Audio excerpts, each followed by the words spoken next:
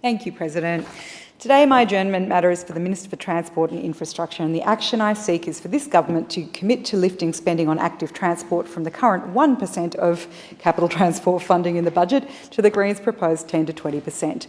Since the end of January, we've seen the tragic death of 4 cyclists on both city and regional roads in Victoria. The most recent occurred just yesterday morning in my region of Southern Metro. It is unacceptable that in Australia a cyclist is killed every 9 days, and 20 hospital beds are needed every day to care for injured riders. We need the government to reassess its priorities and start taking the health and safety of cyclists seriously. Continuing to prioritise new toll roads at the expense of protected bike lanes and active transport infrastructure isn't good enough. We hope that this current government will finally listen to the community and calls from the Greens to hold a parliamentary inquiry into road safety for cyclists. At the end of February, I joined several hundred dedicated and passionate cyclists at the critical mass protest, raising awareness about rider safety and bike infrastructure in our state. We rode from the State Library to Footscray along Kensington Road and Dynon Road, both of which are notoriously dangerous for cyclists.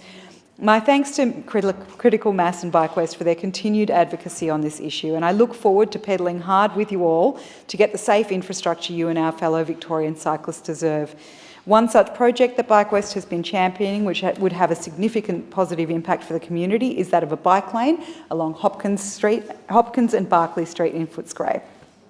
The existing infrastructure along Dynon Road and across Hopeton Bridge is a protected bi-directional lane which abruptly stops at Joseph Street, and this essentially renders the path useless as a connection to Footscray and further west.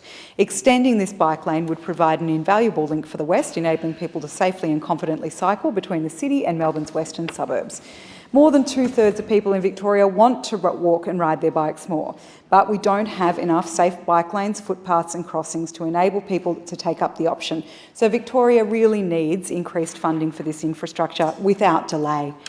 Better infrastructure is even more urgent for people living with disabilities. Wheelchair users and those with other accessibility needs face massive challenges in navigating our streets during their day-to-day lives. Increased funding for accessible, walkable and bicycle-friendly neighbourhoods will cut emissions, improve safety and make it easier for people to get around.